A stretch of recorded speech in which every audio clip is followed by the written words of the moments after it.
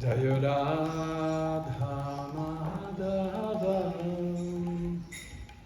Jaya Kunja Vihari Jaya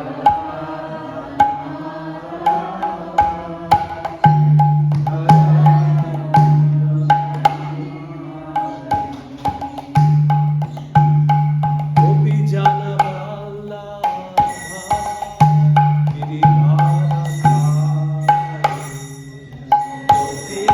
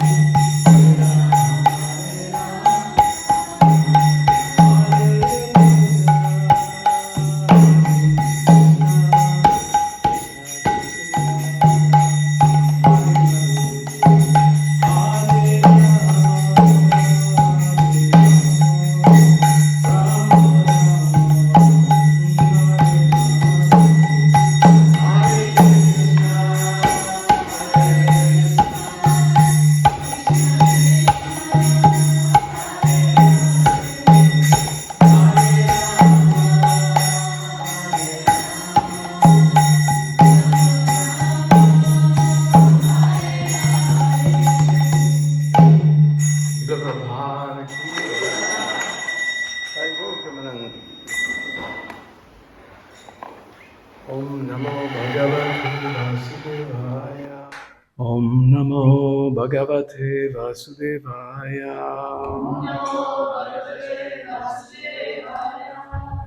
Om Namo Bhagavate Vasudevaya.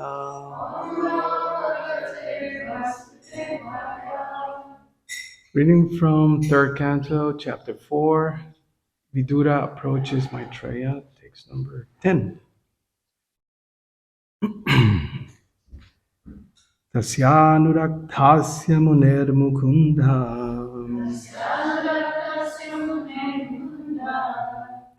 Tasyanuraktasya muner mukunda.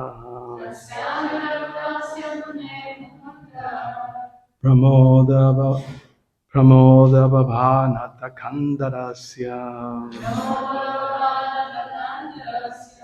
Pramoda bhavanata kandarasya. Ashrimbato mammanuragahasa. Ashrimbato mammanuragahasa. Samikshaya Vishramayan Uvacha. Samikshaya Vishramayan Uvacha. Tasyanuraktasya munir mukunda. Pramoda bhavanata kandarasya. Srinvato mam anuragahasa. Samikshaya Vishramayanuvacha. Tasya, his, Maitreya's, Anuragtasya, although attached, Munehe, of the sage, Mukundaha, the Lord who awards salvation, Pramodabhava, in a pleasing attitude, Anata, lowered, Kandarasya, of the shoulder, Ashlimbadaha, while thus hearing, Mam, unto me, Anuragahasa, with kind smiling, Samikshaya, but particularly seeing me, Vishramayan, allowing me complete rest, Uvacha, said. Translation. Please repeat. Maitreya Muni was greatly attached to him, the Lord, and he was listening in a pleasing attitude, with his shoulder lowered, with a smile and a particular glance upon me. Allow me to rest. The Lord spoke as follows. Maitreya Muni was greatly attached to him, the Lord, and he was listening in a pleasing attitude, with his shoulder lowered, with a smile and a particular glance upon me, having allowed me to rest. The Lord spoke as follows. Purport by His Divine Grace, A.C. Bhaktivedanta Swami, Srila Prabhupada Ki Jai. Although both Uddhava and Maitreya were great souls, the Lord's attention was more on Uddhava, because he was a spotlessly pure devotee. A Jnana Bhakta, or one whose devotion is mixed with a monistic viewpoint, is not a pure devotee. Although Maitreya was a devotee, his devotion was mixed. The Lord reciprocates with his devotees on the basis of transcendental love and not on the basis of philosophical knowledge or fruitive activities. In the transcendental loving service of the Lord, there is no place for monistic knowledge or fruitive activities. The gopis in Vrindavan were neither highly learned scholars nor mystic yogis. They had a spontaneous love for the Lord, and thus he became their heart and soul. And the gopis also became the heart and soul of the Lord. Lord Chaitanya approved the relationship of the gopis with the Lord as supreme. Herein, the Lord's attitude towards Uddhava was more intimate than with Maitreya Muni.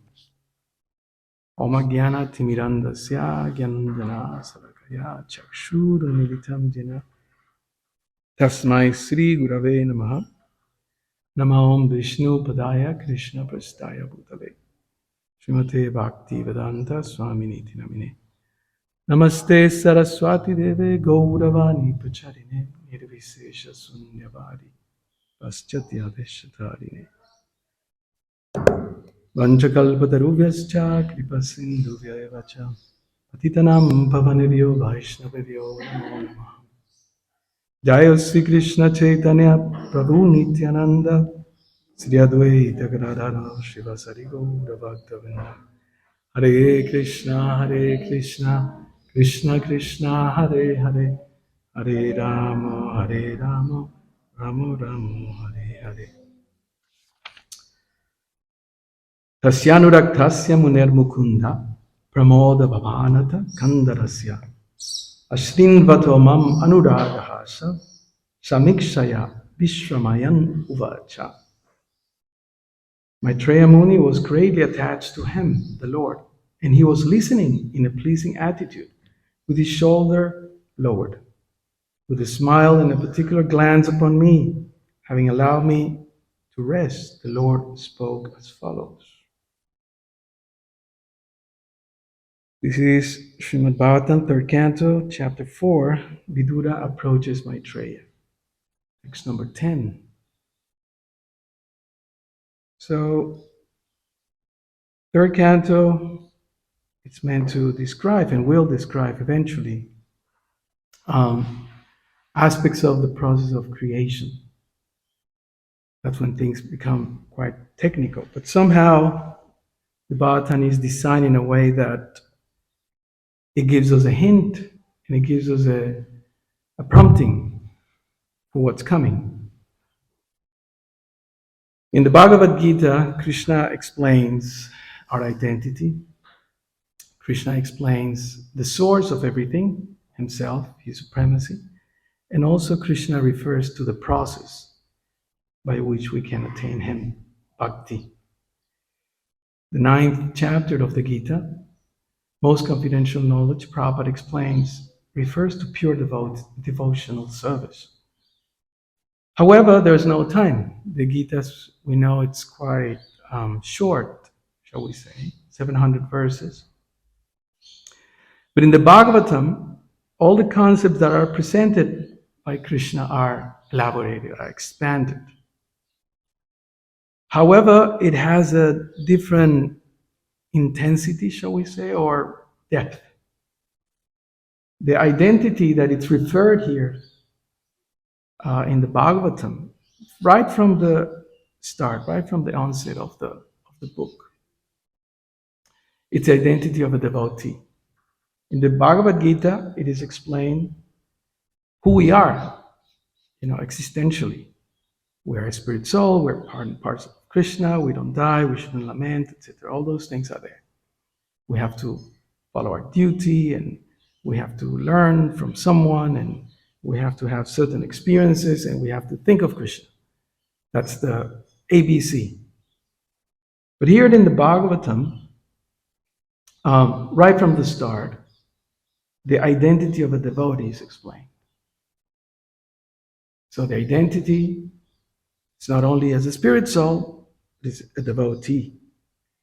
The source, like in the middle chapters of the Gita, is not only Ishvara, but it's someone who exchanges relationships, interacts with his devotees, with different kinds of devotees, with different levels of devotees. And the process, interestingly, this verse has the word Mukunda. Mukunda means the Lord who awards salvation, liberation. Now, this is the general context of our philosophy, but things get deeper. Just like when the sweet rice is being cooked, and the more, I'm not a cook, so I'm just, you know, sometimes when I help in the kitchen, my wife cooks. She tells me, just keep doing it. And I ask, it's all right. No, she says, just keep quiet and keep doing it. Because the more you do it, the thicker it gets, right? Those expert cooks, when you taste sweet rice, it's well cooked, has a certain level of thickness. So the Bhagavatam has that purpose of thickening our relationship and our rasa, actually. Pibatam Bhagavatam Rasam Alayam. Right in the beginning of the Bhagavatam. This is what's coming. So the thickening is about experiencing Krishna. Who was saying this? Chaitanya Charan Prabhu. He said that we don't only need to know about Krishna, learn about Krishna, but we need to experience Krishna. I heard his second class and he was emphasizing that. So here, the Bhagavatam explains the difference between different devotees and different attitudes that Krishna has to different devotees, right? The Bhagora Hari Prabhu was explaining on Friday about who was here in the class. Anyone was here on Friday? Anyone remembers his point? Agyata. Okay. So he was really hammering onto that point, asking questions and prompting us to think. Agyata Sukriti. It's quite important because Prabhupada mentions that. What does he say at the end of that verse? He says, those who are not up to that standard, meaning natural, pure devotion to Krishna, meet the Lord. It is due to the unforeseen fortune of accidental devotional service. Right? So Prabhu was explaining that. I had many questions, but I didn't want to derail the conversation at that point. But anyway, it's my chance. Agyata Sukriti means unconscious service. And Prabhupada talks at length about this Agyata Sukriti, or unconscious service, unconscious purification, etc. Like that little creature that it's going around, right? It's coming close to the Bhagavatam, maybe it goes around the altar, Prabhupada, the devotees, lotus dust of their feet. So that's Agyata Sukriti. Huh? It doesn't know what it's doing, but somehow it happened, landed in the temple, and it's there, right? And maybe in future lives, you will be sitting here in Bhagavatam. There is a trick in this Agyata Sukriti stage. Many of us, maybe, in this life or in previous life, had done some Agyata Sukriti, right? Not necessarily, because Prabhupada did say, and that's explained in the Shastras, that sometimes acharyas do create that good fortune, forcefully, like that. Just brings their mercy to fallen conditioned soul, and that conditioned soul, depending on their free will, may take advantage of that mercy. So Agyata means unknown purification. Sukriti means auspicious action. Sukriti, like Subhadra, etc. Right? But there is Gyata Sukriti. Right? So sometimes you don't know what you're doing, And Bhaktivinoda Thakur explains this in his writings, that sometimes, and he recommends that we should move from the agyata stage to the gyata stage. And he says, he has some heavy words for us. He says, don't be like the water buffalo. Are there water buffaloes in Australia? I don't know. Maybe? Okay, yeah. Yeah, there are. In Mayapur, you see them, right? Sometimes you're going by the road and then there's a whole flock of them and they don't move. They're very dull, shall we say. However, they are there. Bhaktivinoda Thakur says, don't be like a water buffalo.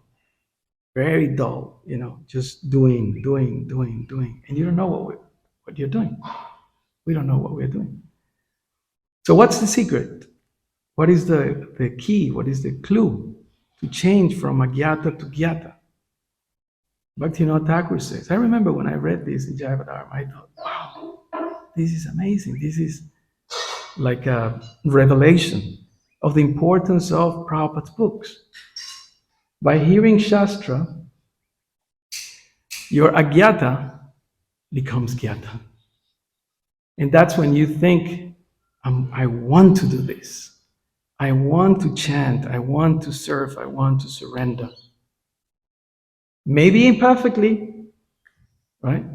How many of us have tried to do it perfectly and then something happens and then we blame everyone else? This, that, ISKCON, GBC, this, that, the other. So many disasters, so many scandals here and there. We have all the excuses. But the intention is, I want to do it. I want to do it. So from agyata to gyata. That is the purpose of Bhagavatam, to inspire us how to become conscious, Krishna conscious. Right? One devotee used to say many, many years back, this is the movement of Krishna consciousness, not the movement of Krishna unconsciousness. Right? We're doing what we're doing, but we don't know why we're doing it. So that's the idea. The Bhagavatam is there, the Shastras are there, Gita, etc., to show us how to do Krishna conscious service. Right? Boiling the milk, that's it. So here we have certain characters, certain personalities. We have, who is in this, those of you who have been listening to third canto for the past few weeks, there are three main characters. Who are them? Two are mentioned in the title of this chapter. Vidura, and who else? Maitreya and Uddhava. Three are there. Right? And the acharyas have elaborated on these sections. Srila Prabhupada has given us his heart in his purports. And basically we can see how Uddhava is so close to the Lord. Right? So close to the Lord. He's just like, sometimes you have that sense that you're close to someone and just by looking at that person, you know what he or she wants. Srila Prabhupada explains there are three types of disciples, servants. One, that you tell what to do and the person listens but doesn't do it. Right? Very thick-headed. The other one is that if you tell what to do, then the person will do it.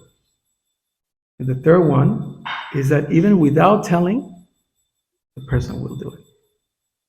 So, when you read Prabhupada's biographies, you see how he trained his disciples, and he expected devotees to to be like that.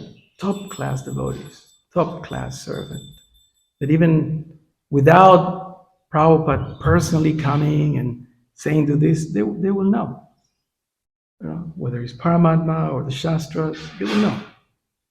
And we see in the biographies how some of these servants, so many of these servants were there, and they developed that sense of this is what Prabhupada wants, you know. So many of those servants, Harisaudi Prabhu in his book Transcendental Diaries. Then we have Shrutakirti Prabhu and his Prabhupada Uvachas and many other recollections like that. Tamal Krishna Maharaj in his diary, TKG, what's the name of his book? TKG, Tamal Krishna Goswami's diary, like that. That sometimes Prabhupada will just walk in and stop, and the servants will know what was missing, right? So that intensity attracts, obviously, the attention of the spiritual master and of Krishna. Why? Because they are totally absorbed in their desires. It's not my desire, it's not what I want, my toothache or my headache or my heartache. It's what Krishna wants. Yeah.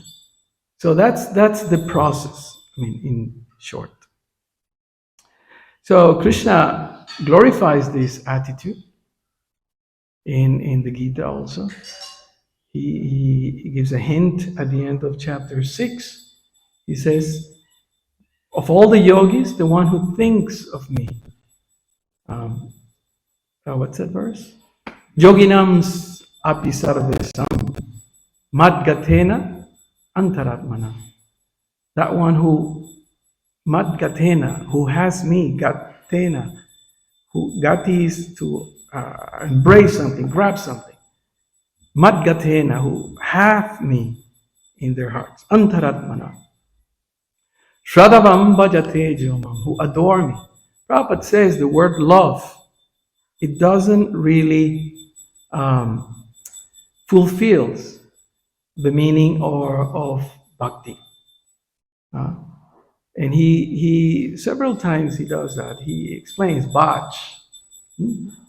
Shradhavam bhajate jomam. Bhajate, it's more like a door. Now we say, I love my cat. Oh, I love this. I love my car. I love that. I love you. Right? Sometimes you see the artist or the politicians, they go, I love you. And we've never seen it. I love you. I love the weather. I love this shirt. So the love that it is mentioned in the Shastras, the Bhakti Shastras, is something different, perhaps not even perceivable in this world. Prabhupada did say that the closest example that we find of love in this material world is what? Mother and child. Right. We know that one, right? Mother. Why? Because it's selfless. Right? It's selfless. Some fathers as well. But anyway, that's, because the mother has to be constantly thinking of the child and feeding him and all that. So that's the idea. That's where the Bhagavatam is taking us. And he's showing these personalities, Uddhava, that it's there already, Vidura, that's very keen on being there, being in that mood. And we all have had that at some point in our lives, where you become very, very keen. I have noticed in Mayapur, when the devotees come, devotees who live in Mayapur for a long time, at some point because you're living there, those who come. And then you see the ones who come for Bhakti Shastri. Like I think we have some of the devotees here went to do Bhakti Shastri. No, one or more, right? One, right? Ram Brahmachari didn't go. Nishinha. Oh, yeah. Yeah, he's there, no? I saw some interview they did in Mayapur. So he's there, and then you see devotees who come for Bhakti Shastri. They're all keen with their books and going quickly because you have to go to all the program, Mongol Arti, So you see the Bhakti Shastri crew, right? The intensity, and they have to be in the class, and they're writing and memorizing verses and things like that. There are others who come to learn about the deity and worship and yagyas and things like that. So different people come with different intensity. They are inspired to do different things.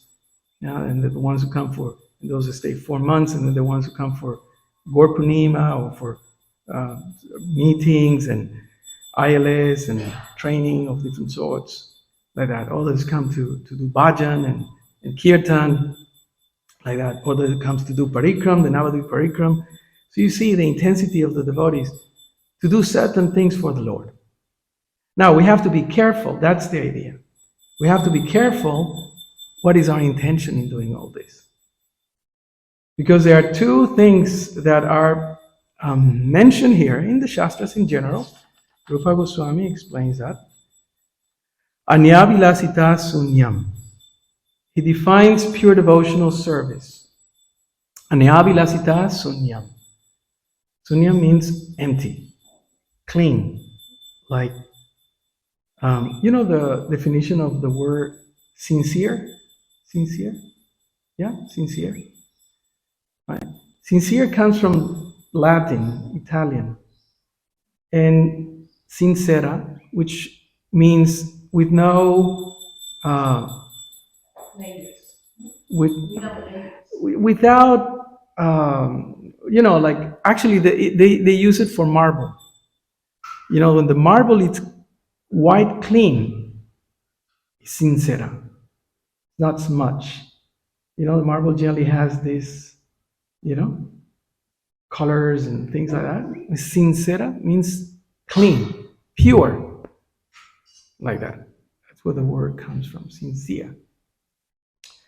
So the idea here is to help us to develop that sincerity in our heart.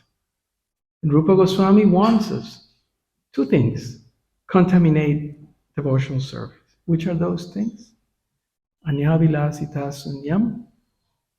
No jnana, no karma. No jnana and no karma. Interesting concepts. How come no jnana? So all these books, then what it is? How come no karma? Karma yoga, it's full in the first chapters of the Gita. In the farm, you have to be running up and down. Those of you great souls, right? No time for nothing. Who was there?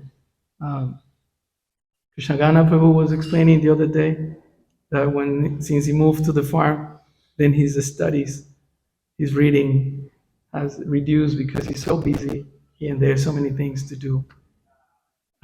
So how is it? No jnana, no karma. Why? Of course, there's bhakti jnana, right? Krishna recommends knowledge, transcendental knowledge, chapter 4. And Krishna also recommends karma, but they're different layers. The main thing, we don't have much time, but the main point about jnana and karma is this. When you do karma, it's because you want to enjoy, you want to control. That's karma. Right? I'm going to work hard and I'm going to become the top of my company. There's an interesting pastime when Prabhupada was printing the first Krishna book, I believe, and he was doing the dealings with the Dai Nippon, the first big printing company. So he was going to India, and he stopped in Japan. And there was Buddhijam Prabhu and others who were pioneering the program there. And he met with the executives, right? This was going to be, Prabhupada had such a vision. He didn't have the money, by the way.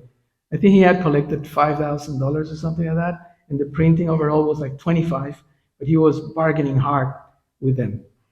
They say something like $1 per book or something like that. And then he said, I'll give you 50 cents or something. And then he stood up and then he told Tamal Krishna, you deal with them. And then he just walked out.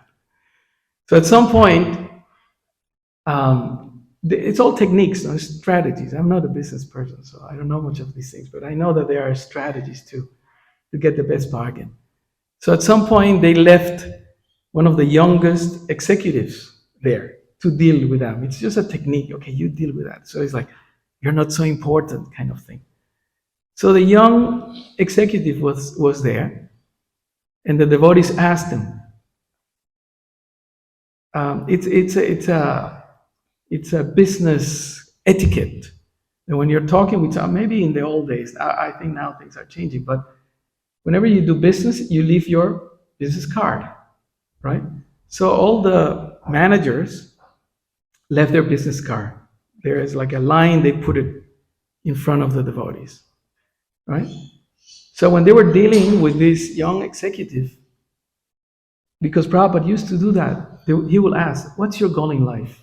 Somebody will come to Prabhupada's office, room, darshan, and Prabhupada will always ask, what's your goal in life? Sometimes he will ask different things. What's your philosophy of life? Or something like that. So they asked him, what is your goal in life? So there was a row of, I think, 7 cards or something like that.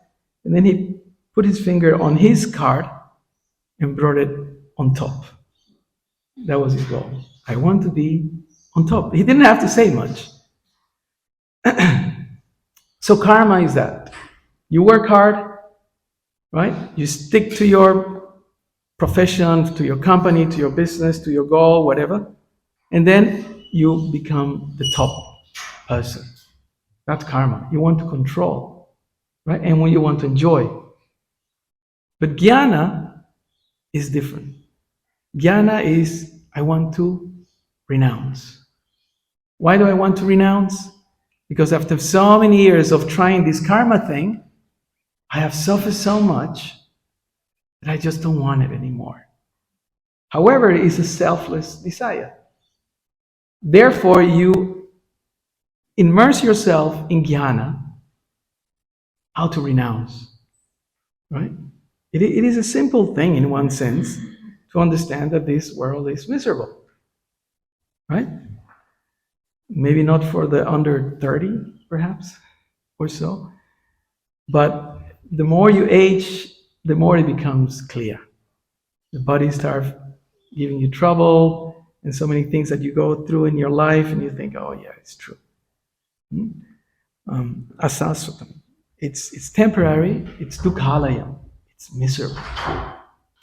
So the jnani, those who are inclined to jnana, just delve into that. What are the reasons by which I should give up this world? Right? And it's incredible. In many countries, especially in Asia, it's very common, this sort of attitude. You go to, I remember when I was in Thailand, a few years doing service there, at that time there were like half a million monks. If it was only Bangkok, the whole country. But in the morning, around 5 o'clock or so, we will go out to chant our rounds, and all these monks will come with a bowl to beg, right? And people will be religiously there preparing the little bags with something, all sort of stuff, and put them in the bowls, and they will walk like that. All ages, all sizes, like that. And in India, I remember being in the, what's that lake? Brahma Sarovar? The one, the Kurukshetra, near there. I remember I went after visiting Kurukshetra. I went to Brahma Sarovar, and there was this ocean of what we generally call sadhus, dressed in orange. Like an ocean, like an army of them, right? And they all go there at night to sleep there, right? And they have the little tiffin, and they have the little clothes, and they are begging there, whatever. So one night I went to do some chanting, chant Gayatri or something, and I was there, and it was a sunset. And as soon as the dark came, the night came, I saw this, like an orange, like a, what's that insect? Firefly? Fire, you know? And I thought, what is this? I was, a bit far. I asked someone, taxi driver or something, I said, what is all that? I thought it was some insects coming from the lake or something. And the taxi driver told me, Vidi. All the sadhus, when the night comes, they light their vidis. You know? I thought, oh, I remember what Prabhupada says, that you may dress in orange, but that doesn't mean that you're a saint. We have to be careful with that. So jnana karma is something that it's analyzed here, and the Lord favors those who don't want to enjoy, neither want to renounce. That's not the purpose. That's not the purpose. One time in Mayapur, the devotees, young and enthusiastic, they were with Prabhupada. Sometimes they would say things to Prabhupada. One time, my Guru Maharaj, Jayapatak Maharaj, he said to Prabhupada, he said something like, I wish I would be older. They're all 20-something years old, sannyasi, some of them. I wish I would be older. And Prabhupada turned and said, why would you like to be older? Oh, because the saying, what is it? Wisdom comes with age and that sort of things. And Prabhupada said, old age is horrible. You try to achieve perfection now that you have some strength and some youth. Don't wait till you're old. So sometimes we may have that tendency that, I wish, I'll be free from these material desires. But why? Because we don't want to suffer. Right? That's the hook. I wish I will be, richer and stronger and beautiful and whatever else, because I want to enjoy. Right? Or otherwise, the jnani tendency is, I wish I will be freer. I wish I will be more advanced. Why? Because we don't want to suffer. So that tendency, it's there, and it's explained in the Gita, Ichcha Dvesha Samutina. We are going from here to there, enjoying suffering. Puna punas charvita charvananam. Chewing the chew. I saw the sugarcane machine there in that little room the other day, right?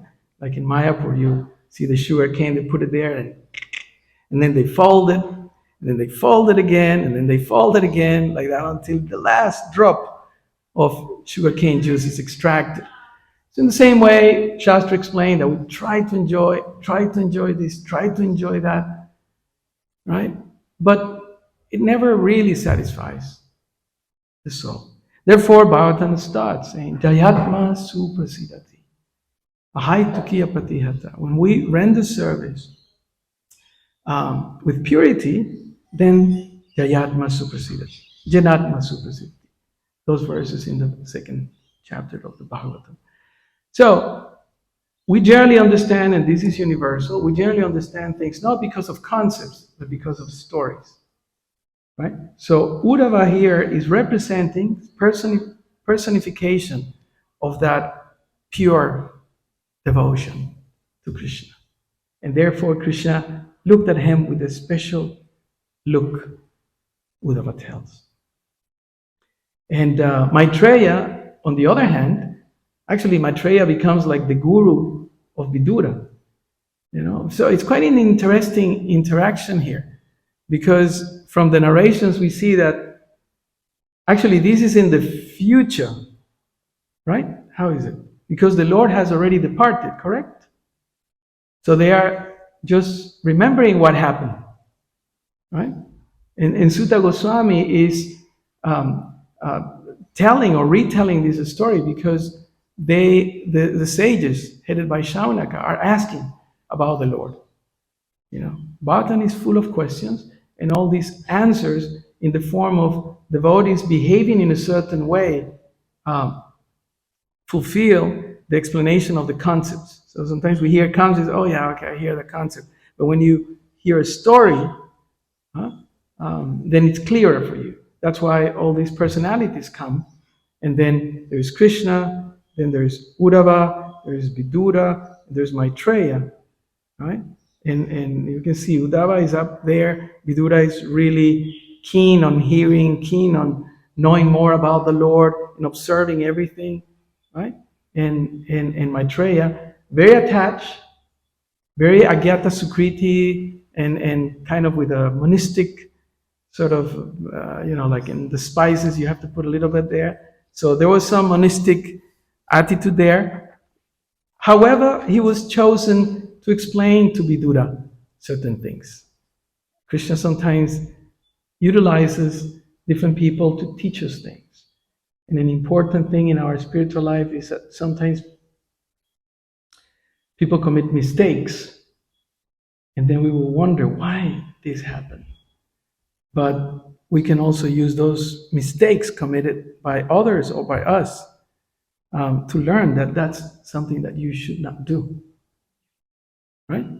And we have plenty in our movement also. So,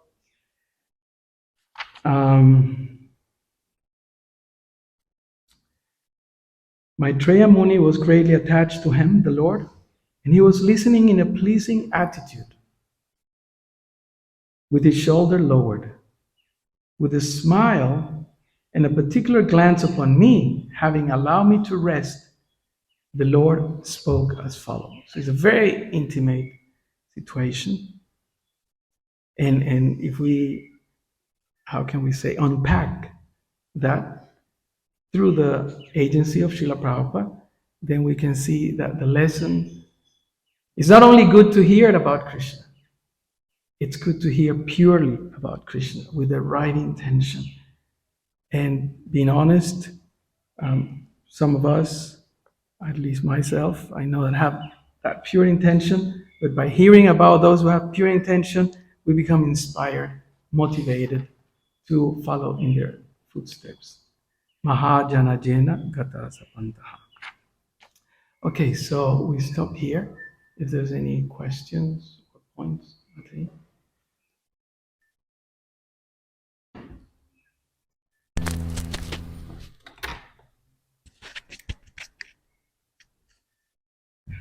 Thank you so much for the edifying class. We really learned a lot in that class. There's two things that I'd like to ask you. If you could explain the significance of, in the translation it describes his shoulder lowered. If you could explain a little bit about that. And also, if you could elaborate a little bit more about monism. You mentioned just before about that monistic attitude. If you could talk a little bit about monism. Right. Thank you. Okay, the bird flies according to its wings. So, Maitreya Muni was greatly attached to him, the Lord, and he was listening in a pleasing attitude with his shoulder lowered. So that's with lower case, his, because when it refers to Krishna, it's with capital. So his shoulder lowered is Maitreya, right? And I'm assuming when I read this, that it's like, just like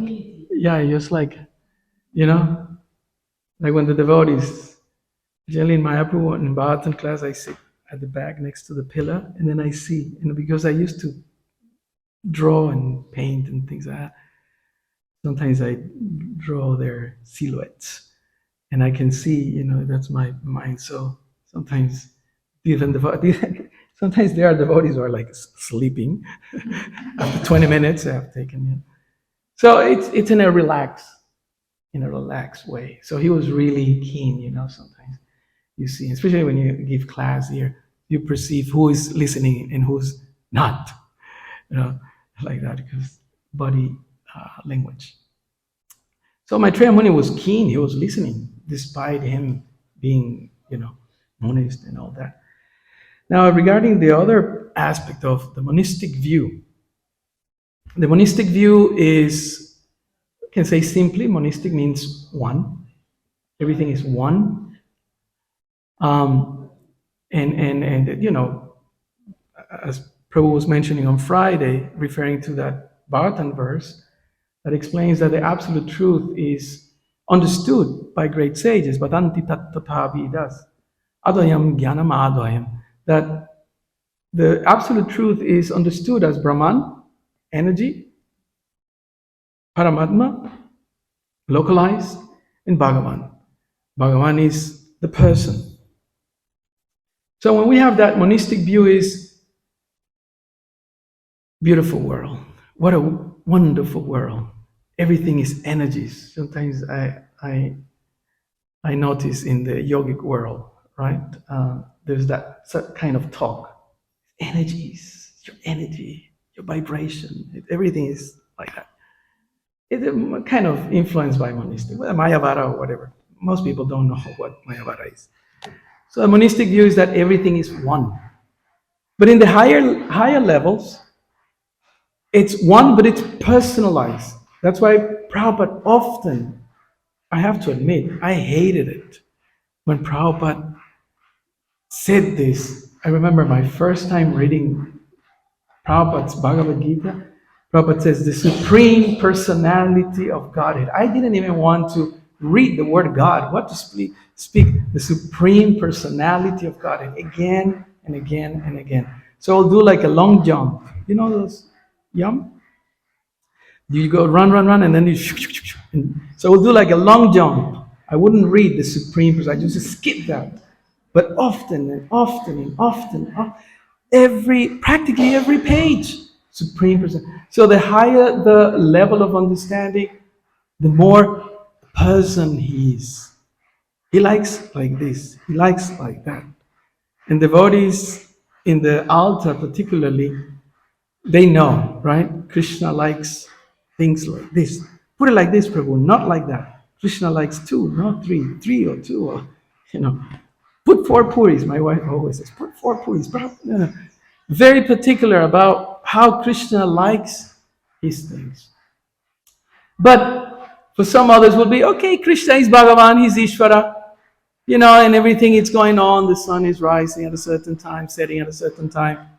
But, okay, actually, Bhaktivinoda Thakur explains this in the Jaiva Dharma. He says, when Krishna is just another element, another factor in this great process of me obtaining liberation, that's the monistic spoiling the whole thing. But when Krishna is our life and soul, and actually Prabhupada does say that, right?